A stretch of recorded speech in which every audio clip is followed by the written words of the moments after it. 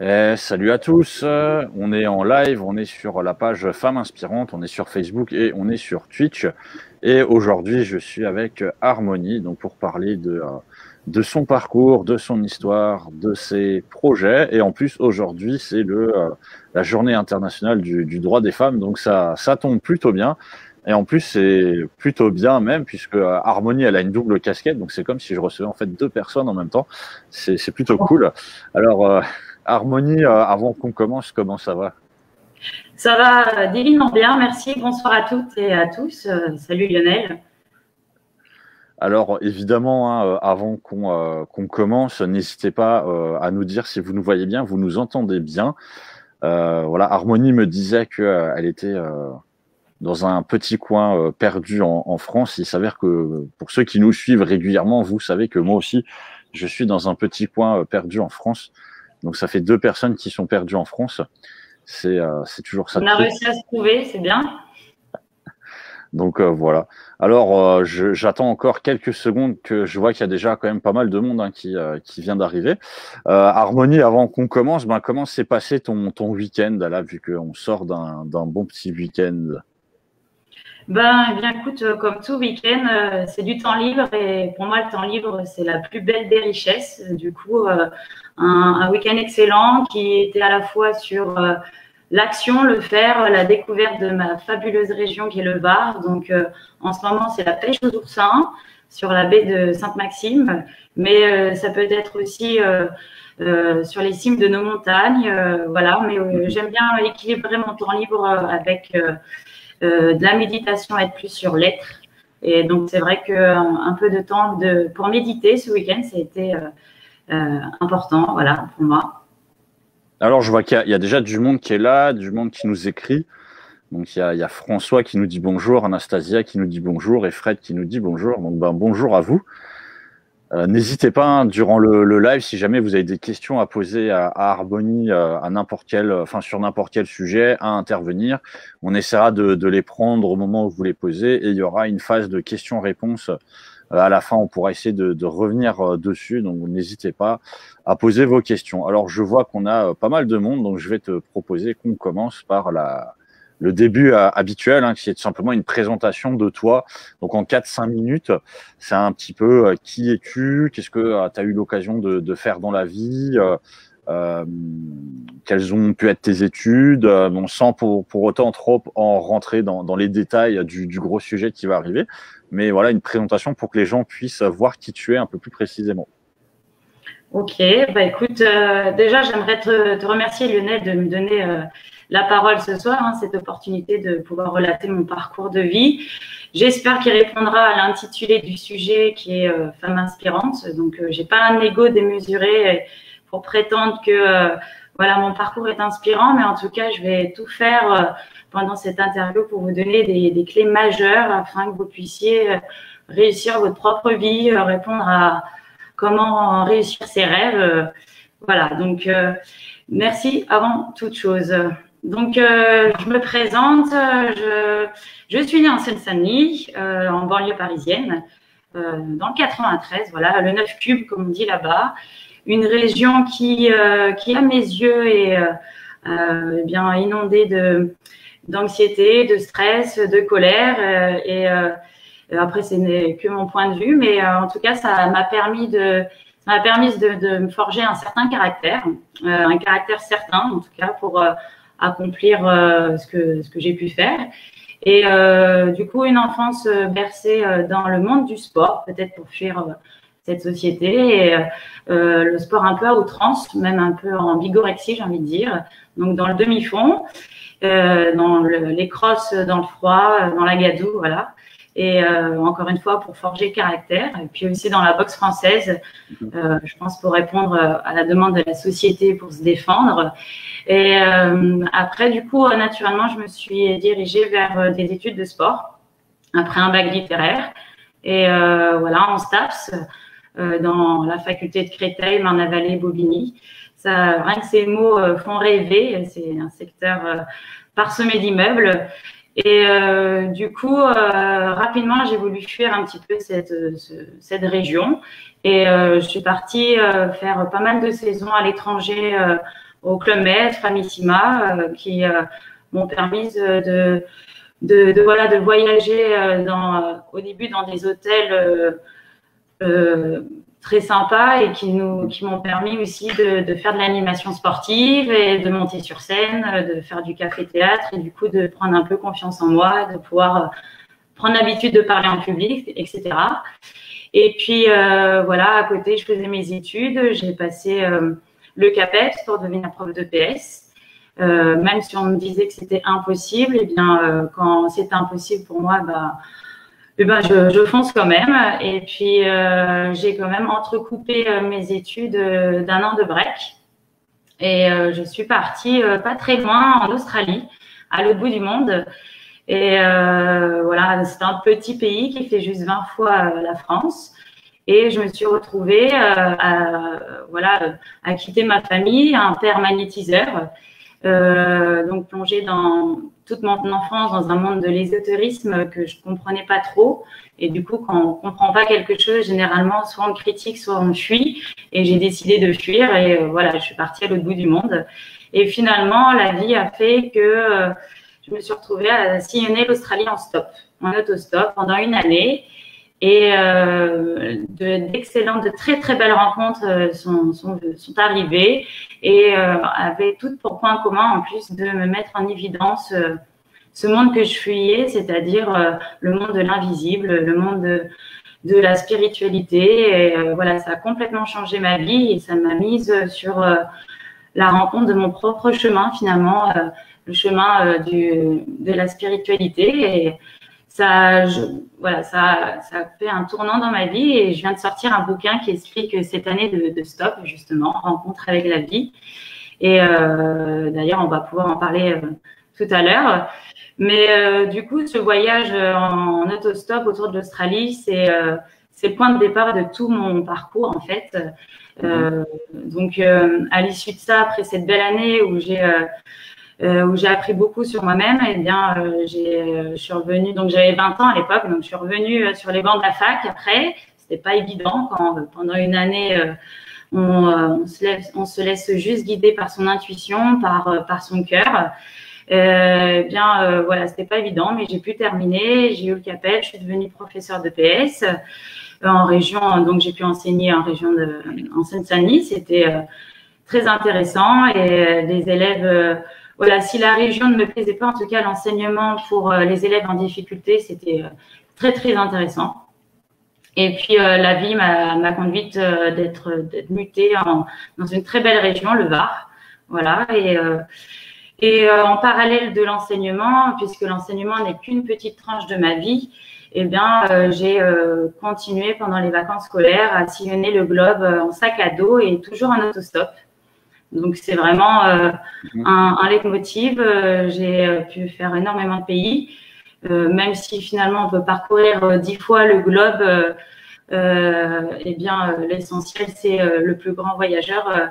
Comme disait Monsieur Gandhi, c'est pas celui qui a réalisé 10 fois le tour du globe, c'est celui qui a réussi à faire le tour de soi-même au moins une fois. Donc, c'est vrai que le voyage… c'est aussi un voyage intérieur. Voilà, c'est très important. Et du coup, au bout d'un moment, à force de voyager seule, je me suis dit que ça serait bien même si à la finale avec le stop, je suis jamais seule quand je suis pas avec mon sac à dos, mais je me suis dit que ça serait bien de transmettre cette passion. Et ça tout d'abord débuté par être directrice de séjours vacances à l'étranger pour des ados de 14-17 ans et de leur montrer partir avec juste pas grand-chose, partir léger et aussi le cœur léger d'ailleurs, et pour mieux s'ouvrir à une nouvelle culture. Et voilà, avec ces ados, j'ai pu aussi pas mal sillonner le globe, même en Inde, pas mal en Asie avec eux. Et c'était très enrichissant puisque juste partager, découvrir un pays seul, ça a moins de cachet que le découvrir à plusieurs. Et à la finale, ces derniers mois, j'ai décidé de diffuser cette expérience en écrivant un livre sur mon année en Australie en stop, puisque c'était le commencement d'une nouvelle vie pour moi. Et j'ai écrit, j'ai relaté cette histoire par l'écriture. Donc voilà. Et en ce moment, l'actualité, c'est non seulement l'écriture, c'est non seulement l'enseignement, c'est aussi essayer d'aider les gens par les mots, certes, mais aussi par des soins énergétiques. Donc, à la finale, si à 20 ans, je fuyais le monde ésotérique de mon père, maintenant, je suis son parcours avec mes propres empreintes, en faisant des soins aussi énergétiques pour les gens à la recherche de bien-être. Ouais. Ok, donc voilà, vous avez eu l'occasion de voir un parcours assez complet. Je te propose justement de rentrer dans le détail un petit peu de la littérature, puisque bon, pour le coup, tu interviens dans un projet de cycle de littérature de plusieurs personnes qui ont écrit. Alors, avant évidemment de parler de ce que tu as pu faire avec ton livre, on va revenir sur justement ce voyage en Australie qui est le sujet de ton livre. Est-ce que, voilà, en 5-10 minutes, est-ce que tu peux revenir un petit peu sur ce voyage? Est-ce que tu as pu vivre à l'occasion de ce voyage avant qu'on parle plus précisément de comment tu as fait pour le mettre en écrit? Bah écoute, ce voyage que j'ai écrit à travers, en fait, j'ai mis dans mon livre 3 thèmes majeurs. C'est ce que j'ai ressenti sur place, c'est-à-dire le premier, c'est que voilà, le livre que vous allez, j'espère, lire, ça peut être à la fois un Lonely Planet. Moi, je sais, quand je découvre un pays, je ne prépare rien, mais en tout cas, je me charge au moins d'un guide de voyage, le Lonely Planet ou le Routard. Et dans l'écriture de ce livre, j'ai voulu que ça puisse servir à une personne qui souhaite partir explorer l'Australie. Donc, il y a des cartes. Comme j'ai fait tout le tour de la Tasmanie à l'est, à l'ouest, au centre, au nord, je donne toutes les villes les plus intéressantes à découvrir. Et donc, par l'autostop, eh bien, j'ai pu découvrir finalement des choses non touristiques, puisque ce sont les locaux qui m'ont prise en stop.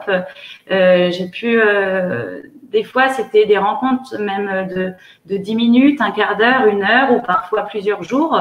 Et ces rencontres, elles ont complètement transformé ma vision de la vie. Alors que des fois, on peut vivre avec une personne des années durant et il n'y a pas un même impact. Donc, juste pour dire qu'une rencontre peut vraiment, véritablement changer votre vie. Et c'est le fruit de toutes ces rencontres qui finalement étaient assez magiques, j'ai envie de dire, de l'ordre même du divin. Ils m'ont vraiment beaucoup appris et aussi ils ont mis en avant ce monde de l'invisible, parce qu'à la fois j'ai pu rencontrer un monsieur qui parlait avec des animaux, une sophrologue, un magnétiseur, un croque-mort.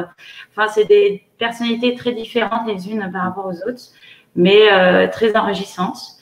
Et puis, pendant ce voyage, j'ai aussi pu rencontrer l'amour. C'est aussi un fil rouge dans mon livre. C'est l'amour aussi, quel que soit son sexe. Donc, c'est une découverte de moi-même. C'est dépasser aussi des carcans sociétaux, des carcans familiaux, et puis aussi des carcans qui sont ancrés en nous-mêmes. Donc, désapprendre pour mieux réapprendre. Et ça a été une année, voilà, où j'ai pu me découvrir. Et j'ai appris aussi que pour aimer, il faut aussi s'aimer soi-même. Et c'est vrai que c'était un véritable parcours initiatique finalement. Voilà, donc mon livre peut s'ouvrir à un public très vaste, aussi bien le routard qui a soif de découverte qui a besoin de conseils pour découvrir un pays, aussi bien quelqu'un qui peut-être est sur le début d'un chemin sur la spiritualité ou même pas du tout. Peut-être ça va lui ouvrir des portes ou alors il va pas forcément les ouvrir. C'est à lui de choisir. J'impose rien. Je soulève beaucoup de questions. J'apporte quelques réponses et encore, chacun voit ce qu'il peut voir. Et enfin, ça peut aussi s'adresser à des jeunes qui se cherchent, aussi bien voilà sur parle de bisexualité, on parle d'homosexualité. C'est s'accepter juste. N'en faire qu'à son cœur, j'aime bien dire ça. C'est toute ma vie, j'ai suivi ce fil rouge, n'en faire qu'à mon cœur sans écouter les critiques, les remarques négatives des gens. Alors, avant qu'on rentre justement dans l'écriture, on a une question de François qui te demande quelle est la plus belle rencontre que tu retiens de l'Australie? Waouh! La plus belle rencontre, à la finale, c'est la rencontre avec moi-même. J'ai appris beaucoup sur moi-même. Je pense que c'est ça, c'est le fruit de toutes ces différentes rencontres qui m'ont permis de me rencontrer intérieurement. Mais voilà, c'est pas. J'ai encore beaucoup de chemin, mais ça a été. Voilà, je pense que c'est la réponse que je vais donner à François. Ok. Alors, on a aussi Yann Borg, le petit frère de Björn Borg, qui te demande quelle différence fondamentale entre la culture française et australienne? Je dirais en tout cas la ressemblance, c'est que on aime la vie. Voilà. Ils sont chaleureux, ils sont bienveillants, ils sont aidants. Après, la différence, un peuple, pour le différencier, c'est une culture entière. Donc, je préfère parler là pour le coup des ressemblances dans la bienveillance. C'est des gens qui ont le cœur sur la main. Voilà. En tout cas, j'ai rencontré ces gens-là. Ok, super. Alors, passons maintenant plutôt au sujet justement de l'écriture. Donc voilà, tu as parcouru l'Australie. Est-ce que pendant ton voyage, c'est à ce moment-là que tu t'es dit, tiens, je vais écrire un livre, ou est-ce que c'est au moment où tu es revenu en France? Et après, ça a été quoi un peu pour toi l'étape justement d'écriture? Tu t'es réveillé un matin, tu t'es dit, tiens, je vais le poser, ou tu l'as écrit petit à petit? Comment ça s'est passé? Sur place, j'avais un carnet de voyage. Je prenais des notes tous les jours sur les gens qui me prenaient en stop, les descriptions autant physiques que les petites anecdotes qui se sont produites. Donc voilà, j'avais après une année, j'avais 3-4 calepins avec moi que je n'ai ressorti finalement que il y a une petite année.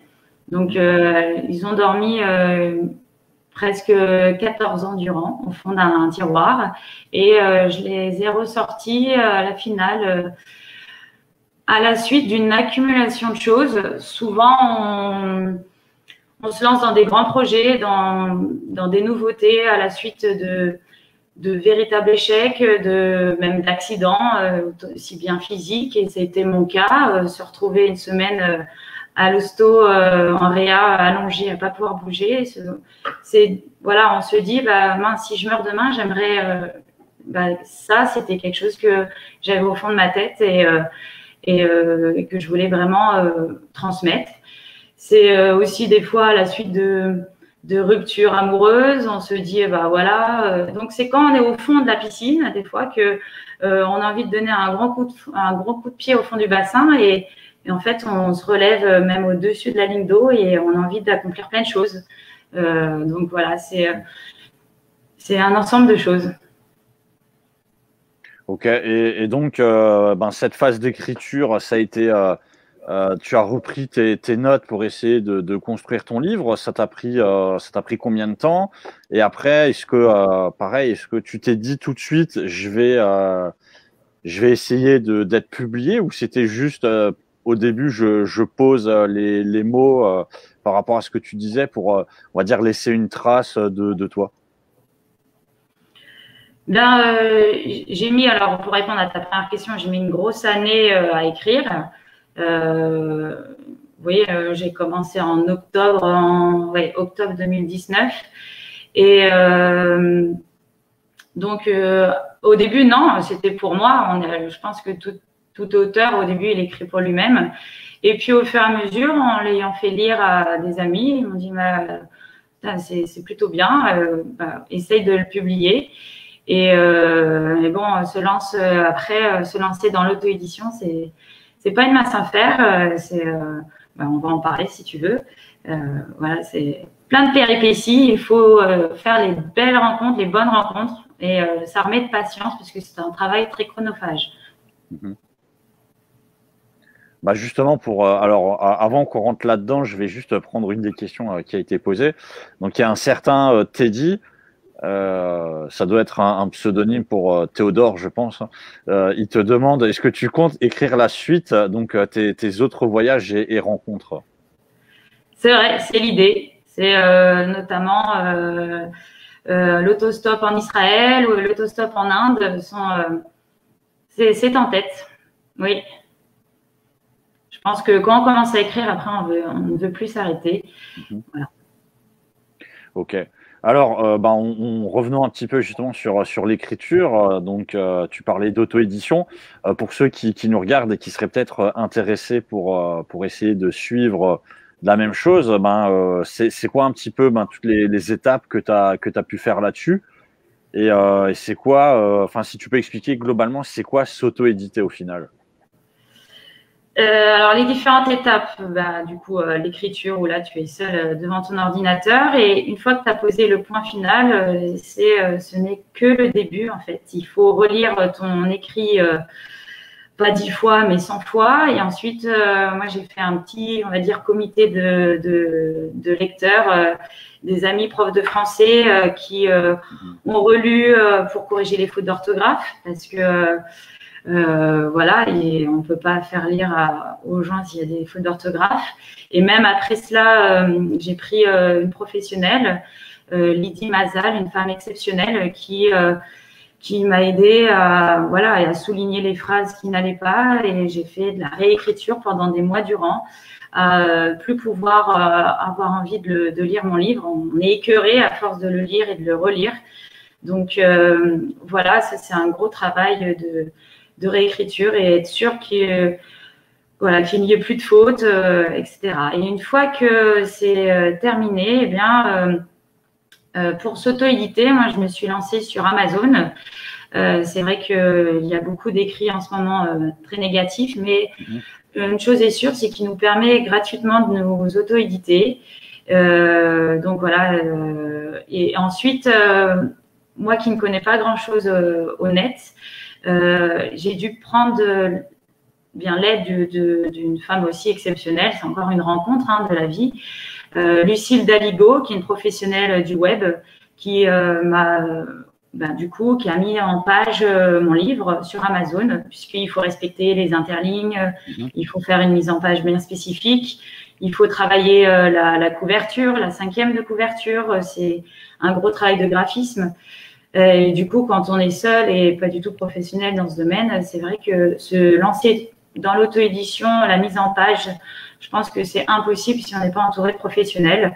Donc voilà, moi je vous conseille de prendre une professionnelle, un professionnel.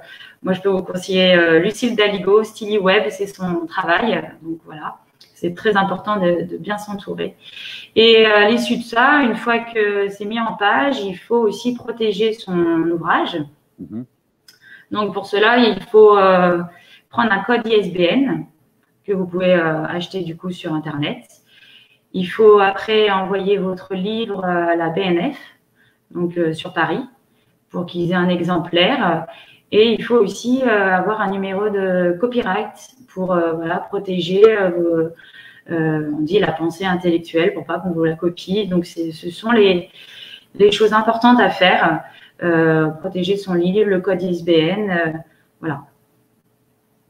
Alors, on a une question toujours de Monsieur Borg, Yann, qui te demande si auprès du grand public, tu aurais besoin d'un éditeur pour exploser.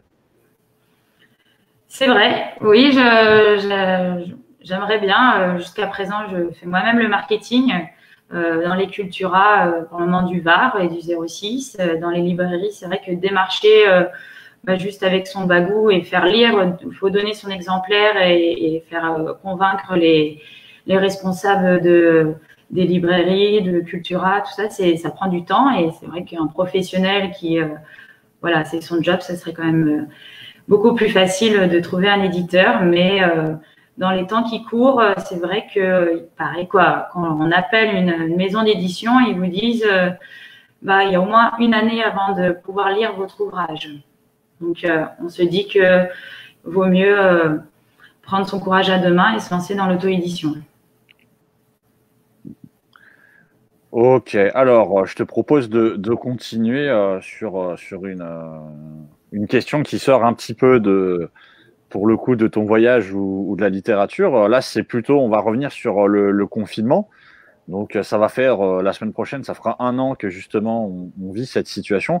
Est-ce que pour toi, qui est justement une voyageuse qui a commencé à écrire, est-ce que ça a été et c'est toujours une période en fait de justement de réflexion sur ça. Est-ce que ça te donne l'envie justement de repartir en voyage? Est-ce que c'est quelque chose qui pourrait te faire peur? Est-ce que ça t'a fait avoir des réflexions justement sur ta façon de vivre actuelle? Comment est-ce que ça t'a impacté personnellement et professionnellement, on va dire, cette période de confinement? Moi, ce confinement, j'ai adoré cette période. Du moment où on a du temps libre, je m'ennuie pas. Il y a tellement de choses à faire et justement, ce n'est plus être dans le faire, c'est juste être dans l'être. Prendre du temps pour méditer, pour faire un bilan sur sa vie. Moi, j'ai pu terminer mon livre, voilà, j'ai pu écrire. Ça a été très, très bénéfique. On a des vies à 1000 à l'heure et la vie là nous a donné l'occasion justement de vivre au ralenti, de se poser de véritables questions et ça a permis à beaucoup de gens de s'orienter vers le développement personnel, de se poser des questions vers la spiritualité et je pense que ça a été très positif à la finale. Et professionnellement, c'est vrai qu'en étant enseignante, c'était les cours à distance.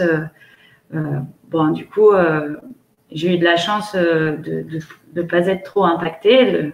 Mais du coup, non, c'était un moment très bénéfique. Mmh.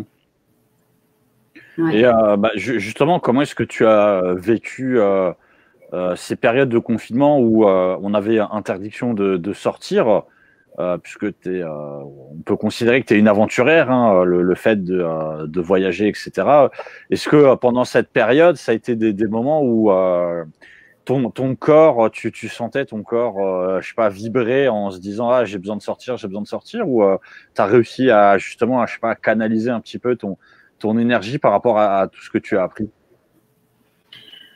Déjà, j'ai la chance de vivre à la campagne, donc c'est vrai que j'ai pas mal de nature autour de moi, vu que je viens de Seine-Saint-Denis où j'étais entourée de béton. Maintenant, aujourd'hui, je vis entourée de forêts, et donc c'est vrai que je pouvais alterner mon temps avec des footings et des promenades dans la nature juste à portée de main. Voilà, dès que j'explosais, que j'avais besoin de me dépenser, c'était par le sport. Et ensuite, vraiment, j'ai beaucoup lu, j'ai beaucoup écrit. Et ça a été un moment de bien-être véritable. J'ai pas, même si j'adore aller à l'autre bout du monde, bien juste aller au bout de chez soi, c'est très intéressant.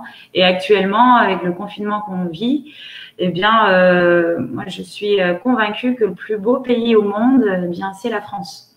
Et j'ai vu quelques pays et voilà, j'en reste convaincue que la France est tellement éclectique en paysage. On y trouve de tout, la montagne, la campagne, les mers, les océans. On peut vraiment bien ne pas perdre son temps quand on a de quoi faire. Alors, on a une question de ce monsieur Teddy qui te dit du coup, le voyage ne te manque pas?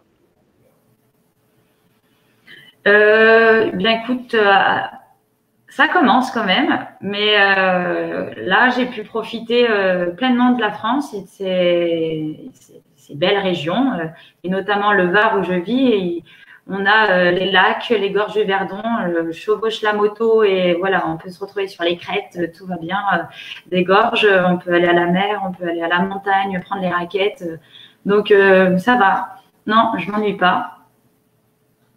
Ok, écoute, je te propose justement d'enchaîner un petit peu sur tes projets d'avenir.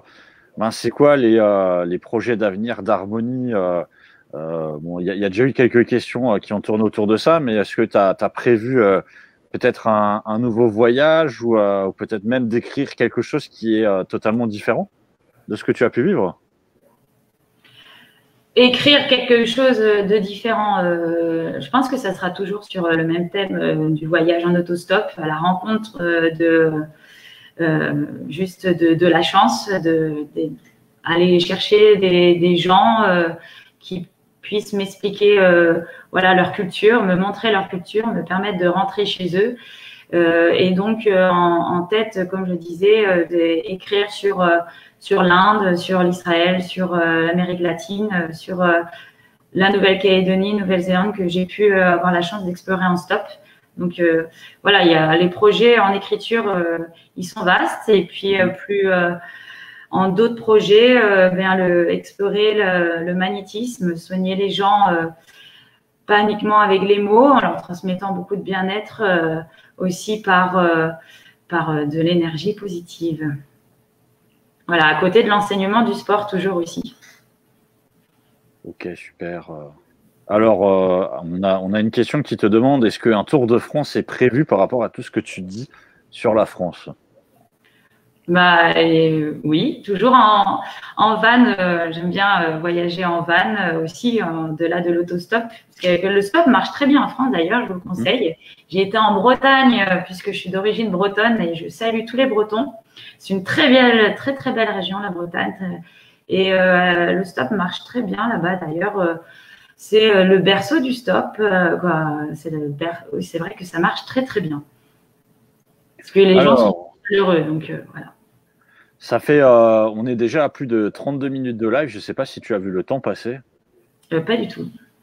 Non. Et donc, je te propose de passer à la phase de questions-réponses avec une question de Kevin qui nous dit « Salut Harmonie, avais-tu des a priori sur les gens en général qui s'est infirmé ou au contraire confirmé au cours de tes pérégrinations?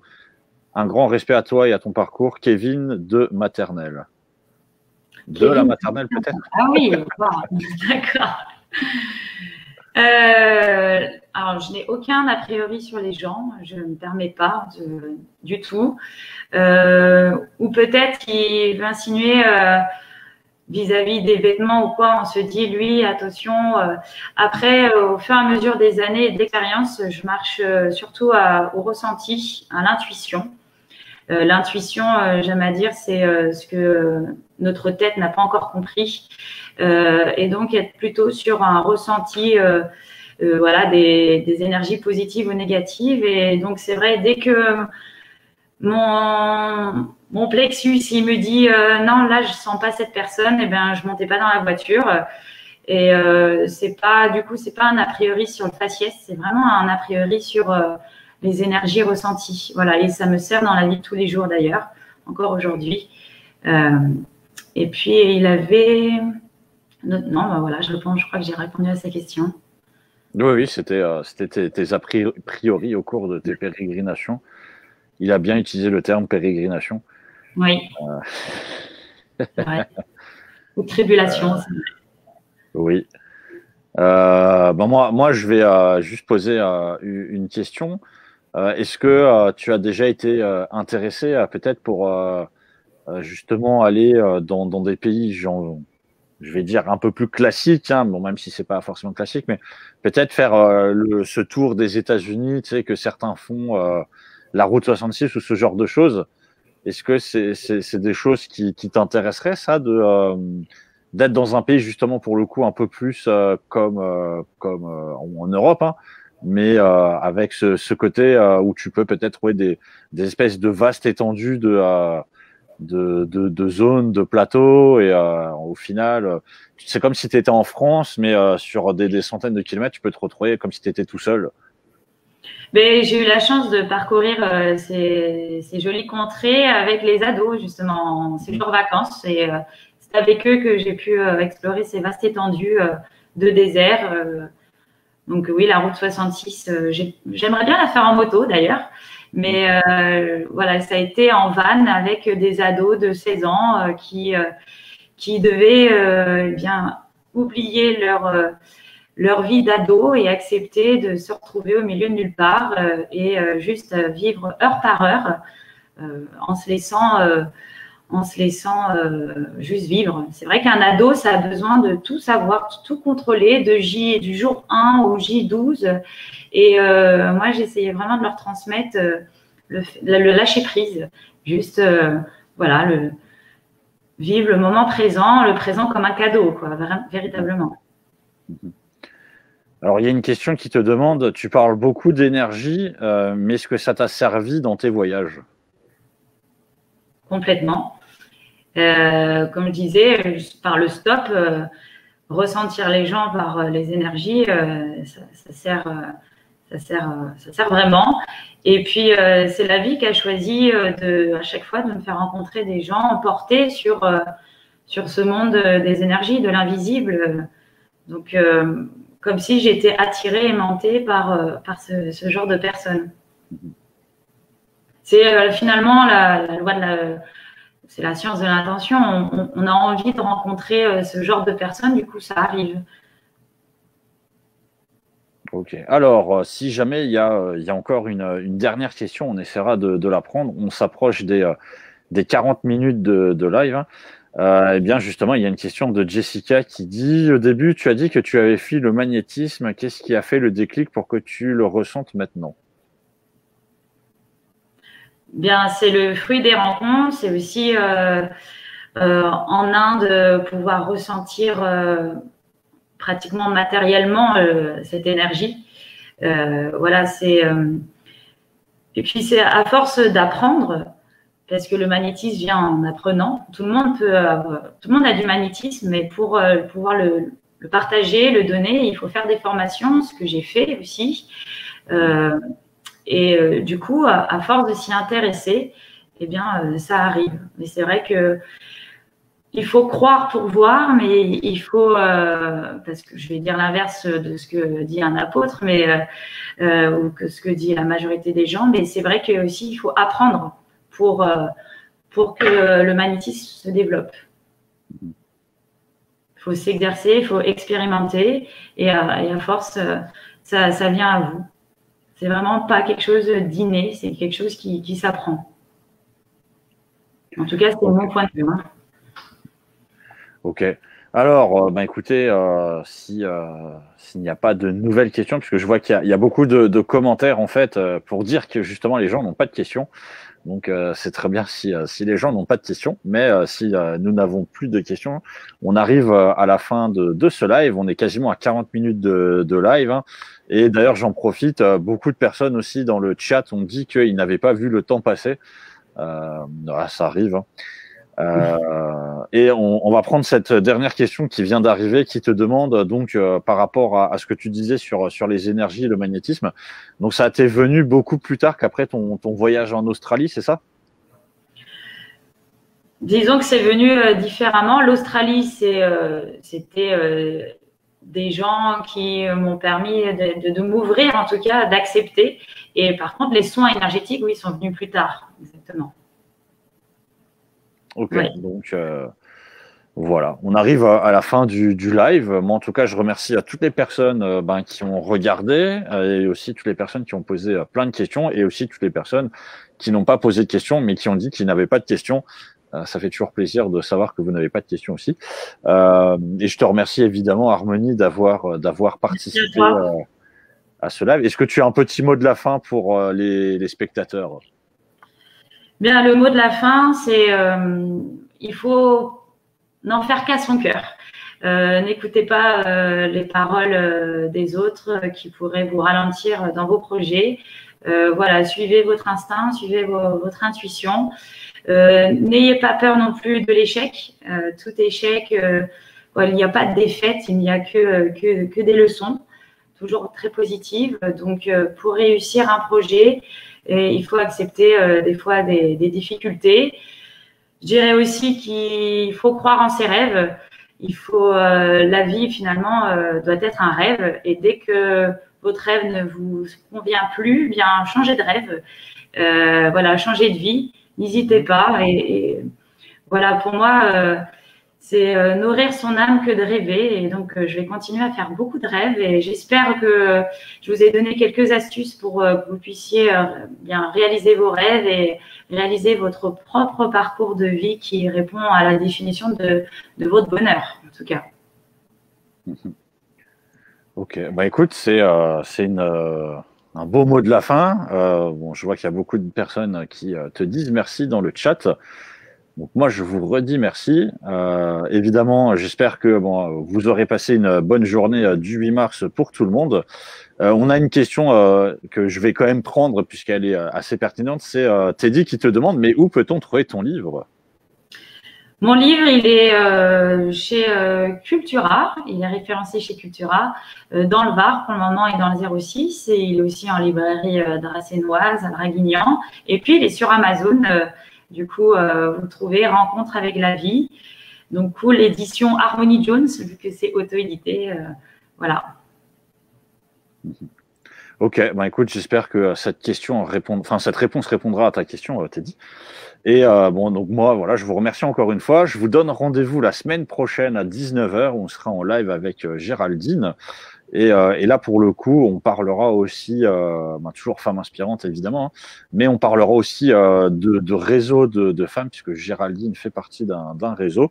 Donc, ce sera aussi l'occasion de découvrir un petit peu toutes les initiatives présentielles et autres qui existent. Donc, n'hésitez pas évidemment à participer.